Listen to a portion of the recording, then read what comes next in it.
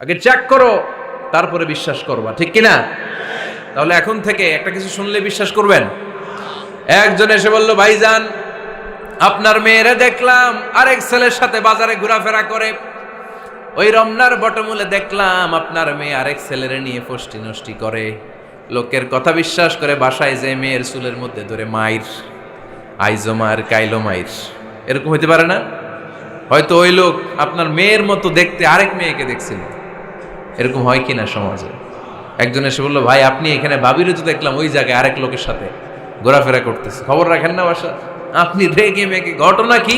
আমার খেয়ে আমার পরে আরেকজনের সাথে, যে এই বাড়িতে যে মায়ের, কোনো কথা নেই। দেখবেন যে ছোট্ট মারামারি থেকে এই ঘটনা অনেক সময় বিচ্ছেদ বা ডিভোর্স পর্যন্ত গড়ায়, ঠিক কিনা? ওই যে শোনা কথায় কান দিচ্ছেন, ফাতাবাইয়ুন, আপনি চেক করেন নাই। হয়তো আপনার স্ত্রীর মতো দেখতে বা আপনার স্ত্রী যে জামা পরে, যে পোশাক পরে, এরকম পোশাক পরে আরেক নারীকে দেখছে, আপনার বউ না এটা। আপনার মেয়ের ব্যাপারে যে তথ্য দিয়েছে এটা সঠিক নয়, সে আপনার মেয়ের মতো আরেকটা মেয়েকে দেখেছে, এসে আপনার কাছে বলে দিছে, আপনি বিশ্বাস করছেন। ভেজাল আছে না নাই? এই ভেজালগুলোকে থামানোর জন্য কোরআনে এই বিধানগুলো নাজিল করেছে কে? তাহলে ফরিদপুরের ভাইয়েরা, সমাজটারে সুন্দর রাখার তথ্য একটা শুনলেই বিশ্বাস করবেন না। সিলে কান নিয়ে গেছে শুনলেই সিলের পিছনে দৌড়, নাকি? কি করবেন? আগে কানে হাত দিয়ে একটু দেখবো কান দুইটা আছে না নাই, তারপরে চিলের পিছনে দৌড়াবো। তাহলে এখন থেকে আমরা তথ্য একটা শুনলে বিশ্বাস করব। তাহলে কি করবেন? বলতে হবে কি করবেন? যাচাই বাছাই, জাস্টিফিকেশন অফ দ্য নিউজ। কোন নিউজ জাস্টিফিকেশন ছাড়া আমরা প্রচার করব, বিশ্বাস করব, শেয়ার করব না। আল্লাহ বললেন, ইয়া আইয়ুহাল্লাযীনা আমানু লা ইয়াসখার কওমুম মিন কওম। ওহে আমার ঈমানদার বান্দারা, শোনো শোনো, খবরদার কখনো কোনো মুমিন বান্দারে ঠাট্টা করো না, অবজ্ঞা করো না, ঠাট্টা করো না। তার মনে কষ্ট হয় এমন কোনো কথা তারে বলো না। Never scoff of anybody. কাউকে নিয়ে ঠাট্টা করবেন না, তার দেহ নিয়ে, তার আকৃতি নিয়ে, তার বংশ নিয়ে। এক লোকের বাবা ছিল চোর, কিন্তু তার ছেলে অনেক ভালো। আপনি কি তারা বলতে পারবেন তুই চোরের ঘরের চোর? বলতে পারবেন? চুরি করছে বাবা, ওর কি দোষ? কথা বলেন। এগুলো কবিরা গুনাহ। আওয়াজ করে বলেন তো, কি গুনাহ? কবিরা গুনাহ। কারো আকৃতি নিয়ে, আমার ফরিদপুরের কলিজার টুকরা যুবক ভাইরা, কারো আকৃতি নিয়ে কখনো অবজ্ঞা করবে না, তুচ্ছ জ্ঞান করবে না। এটা কবিরা গুনাহ, এটা আল্লাহ খুব অপছন্দ করেন। এর কারণ আকৃতিটা আমাদের হাতে নাই। আমাদের কারো নাক লম্বা, কারো খাটো, আমরা কেউ কালো, কেউ সাদা, আমরা কেউ স্মার্ট, কেউ অন্যরকম। তো এই যে আমাদের এক এক ধরনের আকৃতি, এটা কি আমি বানাইছি? আপনি বানাইছেন? দিছে কে? এই জন্য কারো দেহের গঠন নিয়ে যদি আপনি অবজ্ঞা করেন, এটা প্রক্ষান্তরে আপনি স্রষ্টাকে নিয়ে অবজ্ঞা করলেন। কারো দেহের আকৃতি নিয়ে যদি আপনি তুচ্ছ করেন, তাকে তুচ্ছ করেননি, আমার রবকে আপনি তুচ্ছ করেছেন। চিল্লায় বলেন ঠিক কিনা? খবরদার, তুই কালু, তুই লম্বু, তুই মোটু, তুই কানা, তুই রোহিঙ্গা, আছে না নাই? ইদানিং ইদানিং এটা খুব চলে। এই রোহিঙ্গা নামটা আছে না? ফরিদপুরে এগুলো ঢুকে নাই না? আমাদের ওইদিকে দেখি কি অবস্থা, কারোর সাথে কেউ লাগলে কই তুই রোহিঙ্গা। কি আশ্চর্য, এই গালি কবে আসলো? হ্যাঁ, অনেক ধরনের গালি। ঢাকায় আর একটা চলে ফইন্নির ভূত, কি বলে? এই এগুলো আগে শুনি নাই আমরা, রিসেন্ট এগুলো বলা শুরু করছে। ফইন্নির ভূত, রোহিঙ্গা না। এগুলো বলে আপনি কাউকে অবজ্ঞা করতে পারবেন? পারবেন না। খবরদার, এটা কবিরা গুনাহ, এটা ছোট গুনাহ মনে করবেন না। কারণ আকৃতি নিয়ে তুচ্ছ করা যায় না, কারণ আকৃতি দান করেছে কে? হুয়াল্লাযী ইউসাউইরুকুম ফিল আরহামি কাইফা ইয়াশা, লা ইলাহা ইল্লা হুয়াল আজিজুল হাকীম। তিনি এমন সত্তা, যিনি তোমাদের চেহারার অবয়ব দিয়েছেন, তোমাদের আকৃতি দান করেছেন তখন যখন তোমরা মায়ের পেটের ভেতরে ছোট্ট জোকের মতো ছিলা। মায়ের পেটের ভেতরে আমরা যখন সবাই এত ছোট্ট, তখনই আমাদের চেহারার আকৃতি দিয়েছে কে? কে সুন্দর হব, কে ছেলে হব, কে মেয়ে হব, কে মোটা হব, কে চিকন হব আমার ইচ্ছা হয়েছি? আওয়াজ করে বলতে হবে, কার ইচ্ছায়? প্রত্যেককে যদি আল্লাহ প্রত্যেকের নিজের চেহারা ডিজাইন করতে দিতেন, আল্লাহ যদি বলতেন তোমার চেহারাটা কেমন হবে তুমিই ডিজাইন করো, তাহলে আপনি আপনারা কেমন বানাতেন? হ্যাঁ বলেন, ফরিদপুরের ভাইরা বলেন, সুন্দর করে বানাতেন তাই না? সবচাইতে স্মার্ট, সবচেয়ে সুন্দর করে আমি আমার চেহারাটা বানাতাম যদি আমাকে ডিজাইন করার সুযোগ দেওয়া হতো। কিন্তু এই সুযোগ তো আল্লাহ দেন নাই। ডিজাইন স্বয়ং করে দিয়েছেন কে? কোন নারীকে যদি আল্লাহ বলতে এই নারীরা তোমাদের চেহারা কার কেমন লাগবে তোমরা বানাও, প্রত্যেক নারী কি করতো? বিশ্ব সুন্দরী করে নিজেকে বানাতো। খুদ ধরার মতো কোনো জায়গা সে নিজের জন্য রাখতো না, ঠিক কিনা? কিন্তু এটা আল্লাহ দেন নাই। এই আকৃতিটা আমাদেরকে সরাসরি দান করেছেন কে? খবরদার, আমাদের অনেকে বিকলাঙ্গ, আমাদের অনেকের হাত ছোট, পা বড়, দেখতে মোটা, কেউ চিকন কেউ কালো। খবরদার, কারো আকৃতি নিয়ে কখনো কোনো অবজ্ঞার সুরে, ঠাট্টার সুরে কোনো কথা আমরা বলবো না। রাজি আছেন? সবাই রাজি আছেন? আল্লাহ রাসূল সাল্লাল্লাহু আলাইহি ওয়াসাল্লামের এক সাহাবী ছিল, নাম ইবনে মাসউদ রাদিয়াল্লাহু তাআলা আনহু। ওনার পায়ের নলা ছিল খুব চিকন, অস্বাভাবিক চিকন, স্বাভাবিক না। তো উনিও এটা ঢেকে রাখতেন, দেখাতেন না কাউকে। একদিন উনি খেজুর পাড়ার জন্য খেজুর গাছে উঠলেন। খেজুর গাছে ওঠার পরে নিচ থেকে সাহাবারা পায়ের চিকন নলা দেখে ফেলছে। দেখে সবাই হাসি, সবাই হেসে কুটি কুটি।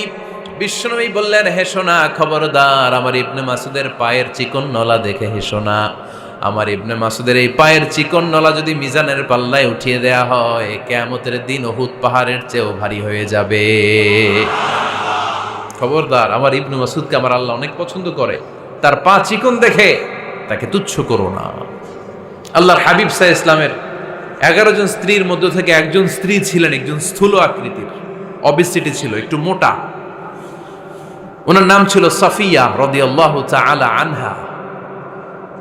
আম্মা জান আয়েশার সাথে একবার সাফিয়ার ঝগড়া। নবীদের বউদের মাঝে মাঝে মাঝে ঝগড়া হতো, তবে সেটা হতো মধুর ঝগড়া। সুবহানাল্লাহ পড়েন। আম্মা জান আয়েশা রাদিয়াল্লাহু তাআলা আনহার বাসায় একদিন বিশ্বনবী বসা ছিলেন। আরেকজন স্ত্রী, বিশ্বনবীর আরেকজন স্ত্রী রান্না করে কিছু খাবার আম্মা জান আয়েশার ঘরে পাঠিয়েছেন। এক দাসী দিয়ে বলল, যাও এটা আয়েশার ঘরে দিয়ে আসো, কারণ নবী আয়েশার ঘরে। আম্মা জান আয়েশা রাদিয়াল্লাহু তাআলা আনহা বললেন, এগুলো কি? ওই দাসী বলে, তরকারি। কে দিছে? অমুক স্ত্রী। কেন দিয়েছে? আমি কি রান্না করতে পারি না? তোমরা রান্না তোমরা খাও। এই কথা বলে পাতিল সহ উড়ায় মারছে চেহারার মধ্যে। এর কারণ ওনারা মানুষ ছিলেন, মানবীয় ব্যাপারগুলো ওনাদের মধ্যেও কাজ করত। আবার এক স্ত্রী ঝোল দিয়ে রান্না করে কিছু খাবার নিয়ে এসেছে। আম্মা জান আয়েশা রেগে মেগে ওই ঝোল নিয়ে ওই স্ত্রীর গালের মধ্যে মেখে দিয়েছেন। বিশ্বনবীর আরেক বউয়ের গালের মধ্যে ওই ঝোল লাগাই দিস। এবার ওই স্ত্রী বিশ্বনবীর কাছে যেয়ে বলে, ইয়া রাসূলুল্লাহ, দেখেন আয়েশারে আপনি বেশি আদর করেন তো, দেখেন কি করে আমাদের সাথে। এই যে আমাদের গালের মধ্যে ঝোল মাখাই একেবারে মেকআপ বানাই দিচ্ছে। বিষ্ণু ইসা ইসলাম বললেন, তাই আয়েশাকে ডাকো। আম্মা জান আয়েশা রাদিয়াল্লাহু তাআলা আনহা আসলেন। আল্লাহ রাসূল সাল্লাল্লাহু আলাইহি ওয়াসাল্লাম বললেন, তুমি কি আমার এই স্ত্রীর সাথে এমন আচরণ করেছো? আম্মা জান আয়েশা বললেন, করেছি। কেন? আম্মা জান আয়েশা বললেন, তখন মেজাজটা গরম ছিল, এখন বুঝতে পারতেছে আসলে এই কাজটা করা ঠিক হয় নাই। এবার বিশ্বনবী বিচার করবেন।